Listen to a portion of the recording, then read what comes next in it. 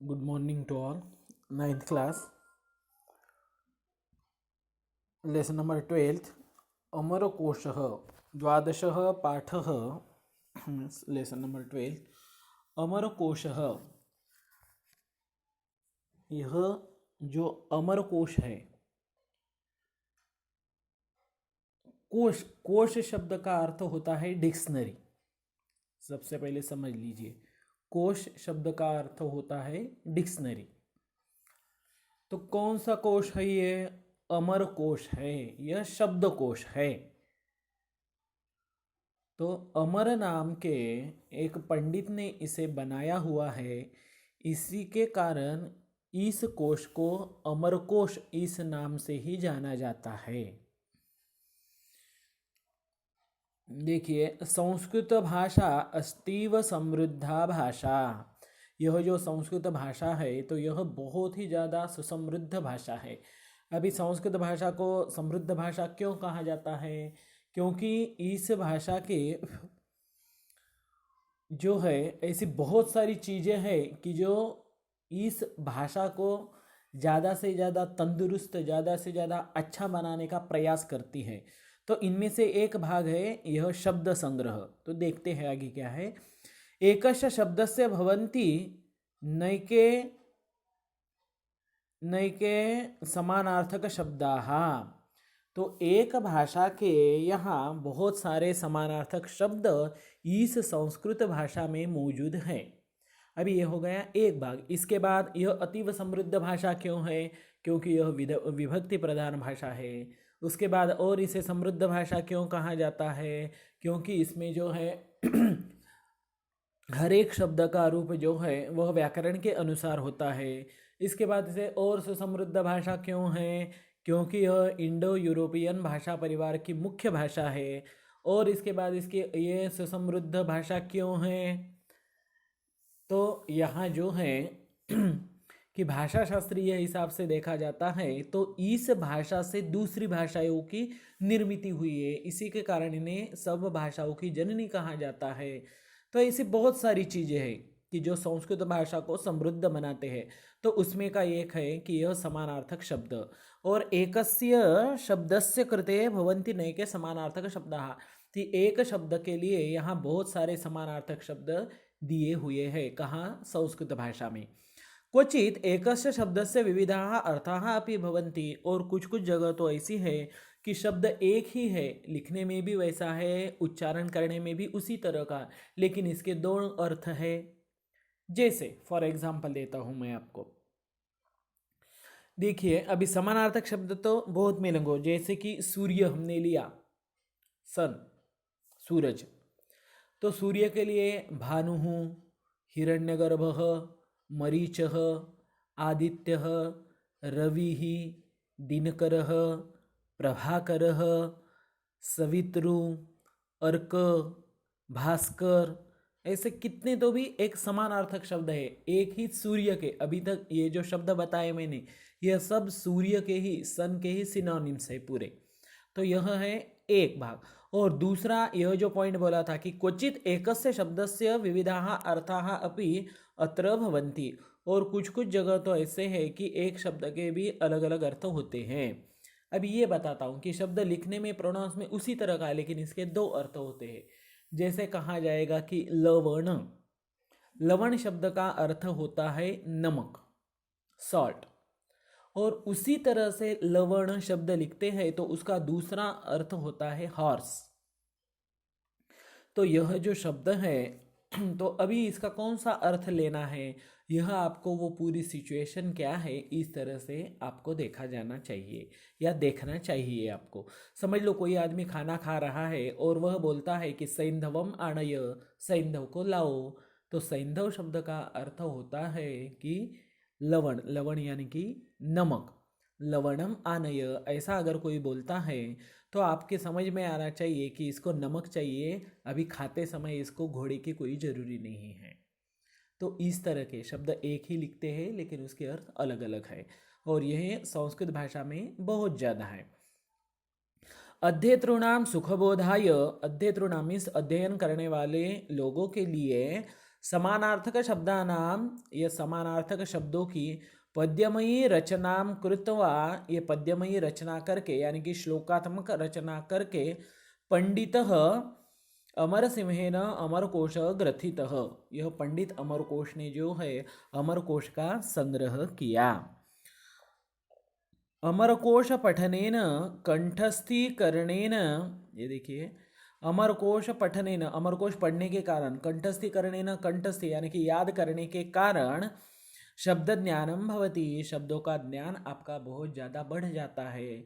वैसे भी अमरकोश के कुछ लाइन है आपको बुक के लास्ट में जो मैंने आपको पढ़ाई है, तो वहाँ क्या है, एक शब्द के लिए आपको समानार्थक शब्द, बहुत सारे समानार्थक शब्द वहाँ दिए हुए हैं। और विविध शब्दानां वाक्य प्रयोगेण शब्द प्रभुत्वम सिद्ध्यति, और अलग अलग शब्दों का वाक्यों में जब आप प्रयोग करते हैं तो आपको बहुत ज़्यादा शब्द पता है या शब्द के ऊपर आपकी पकड़ है, ऐसा माना जाता है। यथेष्टम गृह्णन्तु शब्दरत्नानि अस्मात् शब्द रत्नाकरात, और आपको जितने भी शब्द चाहिए उतने शब्द आप इस शब्द रूपी सागर से ले सकते हैं। अमरकोश प्रशंसा, तो अमरकोश की प्रशंसा करते हुए किसी ने एक श्लोक लिखा है कि कवेरमर सिंहस्य कृतिरेषा सुनिर्मला आचंद्र तारका स्थेयात नाम लिंगानुशासनम। यह कवि अमर सिंह की यह जो एक कृति है, कौन सी कृति है, उनकी अमरकोश नाम का। अमरकोश क्या है, तो समानार्थक शब्दों का संग्रह है, समानार्थक शब्दों की वो डिक्शनरी है। और यह डिक्शनरी किसने लिखी है, अमर नाम के एक पंडित ने लिखी है, उसके कारण बोलते हैं कवेर अमर सिंहस्य, यह कवि अमर सिंह की कृति ही ऐसा सुंदर मिला। यह जो कृति है तो ये कैसी है, सुनिर्मला, बहुत ही अच्छी है। निर्मल का अर्थ होता है स्वच्छ, सुनिर्मला बहुत अधिक स्वच्छ है, मतलब अधिक सूक्ष्म है, अधिक अच्छी है, अधिक ग्रामेटिकली क्लियर है। आचंद्र तारकम स्थेया, जब तक आसमान में चंद्र और कुछ नक्षत्र या सूरज चांद रहेगा, नामलिंगानुशासनम स्थेया, तब तक यह नामलिंगानुशासनम, यह जो लिखा हुआ बुक है यह रहेगा। तो ये था अमरकोश। अमरकोश किसने लिखा है, अमरकोश में क्या है, और इसका पठन करने से आपको क्या फ़ायदा होता है, यह सब इनके प्रस्तावना में आपको बताया गया है। अभी देखते हैं यह कुछ शब्द। शब्द संग्रह से कृते विभिन्न भाषासु के शब्दाः प्रयुक्ताः, शब्द संग्रह के लिए अलग अलग भाषाओं में उसके कौन कौन से नाम हैं। कोई कोश कहता है तो कहाँ संग्रह कहाँ जाता है, इंग्लिश है तो वहाँ डिक्शनरी कहाँ कहीं जाती है, तो ऐसे अलग अलग शब्द हैं।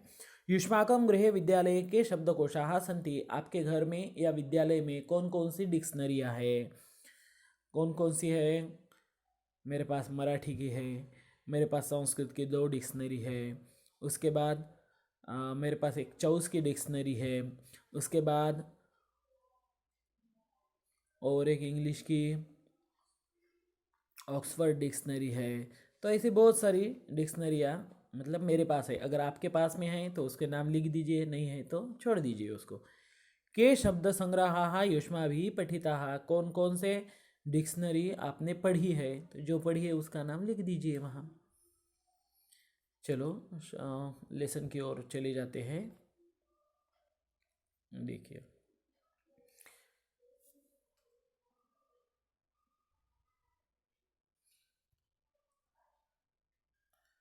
छात्राः ग्रंथालये विविधानि पुस्तकानि पश्यन्ति, बच्चे हैं वह बैठे वाले हैं और वह जो है तो ग्रंथालय में चले जाते हैं, तो वहाँ जाने के बाद उनको दिखाई देता है कि विविधानि पुस्तकानि पश्यन्ति, वहाँ वो बहुत सारे अलग अलग तरीके के बुक देखते हैं। और अध्यापिका प्रश्नांच पृच्छति, और अध्यापिका और उनकी जो टीचर है फीमेल टीचर, तो उसको वह कुछ क्वेश्चन पूछते हैं। नयन, उसमें का पहला क्वेश्चन नयन करता है। आचार्ये का एषा भिन्ना विशाला कपाटिका, अहो कियन्तः विविधाः कोशाः एतस्यां वर्तन्ते। तो नयन बोलता है कि हे आचार्य, का ऐसा भिन्ना विशाला कपाटिका, यह ऐसी बहुत बड़ी भिन्ना मतलब सबसे अलग, और विशाला सबसे बड़ी यह कपाटिका, यानी कि यहाँ एक कपबोर्ड दिखाई दे रहा है।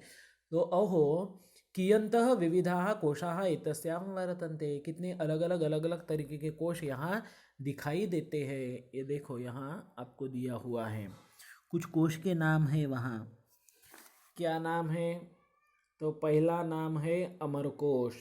दूसरा कौन सा है? दूसरा नाम है चरित्र कोश। तीसरा कौन सा है? तीसरा नाम है सुभाषित कोश। चौथा कौन सा है? चौथा है, ये देखिए यहाँ है आपको, अमर कोश, चरित्र कोश, सुभाषित कोश और मराठी विश्वकोश। पांचवा कौन सा है वो दिखाई नहीं दे रहा। मतलब इस तरह के अलग अलग तरीके के कोश जो है यहाँ रखे हुए हैं। तो अध्यापिका कहती है, अध्यापिका आम, हाँ सही है, सर्वेषां शास्त्राणाम अध्ययनार्थम एते कोशाः आवश्यकाः। सब शास्त्रों का अध्ययन करने के लिए यह कोश बहुत ही आवश्यक है। देखो अभी कहाँ जाता है आपको कि कोशानाम का आवश्यकता वर्तते, कि कोशों की क्या आवश्यकता होती है। तो यह आपको एक मतलब यह उसका जो है सही आंसर है कि सर्वेषाम शास्त्राणाम अध्ययनार्थम, सभी अलग अलग शास्त्रों का अध्ययन करने के लिए ये डिक्शनरी की आवश्यकता होती ही है। उसके बिना शास्त्रों का या कोई हार्ड बुक्स है तो उसका अध्ययन नहीं हो सकता है। सुमेधा कोशः नाम किम, उसके बाद सुमेधा बोलती है कि कोश किसे कहा जाता है। अध्यापिका कोशः नाम संग्रह, तो अध्यापिका बोलती है कि कोश किसे कहा जाता है। तो संग्रह सभी शब्दों का, जिस लैंग्वेज का कोश होता है उस लैंग्वेज के शब्द का वह संग्रह होता है। तो वह कहती है अध्यापिका कि कोश संग्रह को कहा जाता है। यथा वयम वित्तकोशे धनस्य संग्रहणम कुर्मः, अभी यहाँ आपको एक एग्जाम्पल दिया जा रहा है कि यथा जिस तरह से, वयम वित्तकोशे, वित्तकोश मीन्स बैंक, हम बैंक में जाकर धनस्य संग्रहणम कुर्मः, पैसों का संग्रह करते हैं, वहाँ रख देते हैं।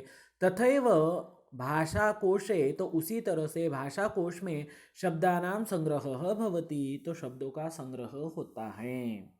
जिस तरह से बैंक में पैसों का संग्रह होता है तो उसी तरह से डिक्शनरी में जो है वह लैंग्वेज के शब्दों का संग्रह होता है, उसे कहा जाता है शब्दकोश।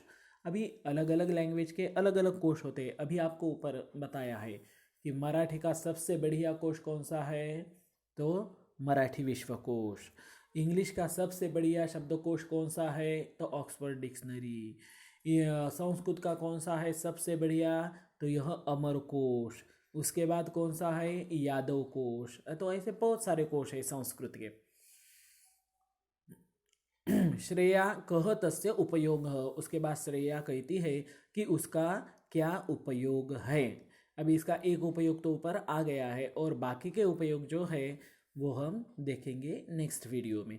तभी तक आपको याद करना है कि अमरकोश कौन सा कोश है, किसने लिखा हुआ है, उसमें क्या है और कोशों की क्या आवश्यकता होती है, और अलग अलग कोशों के नाम यहाँ दिए हुए।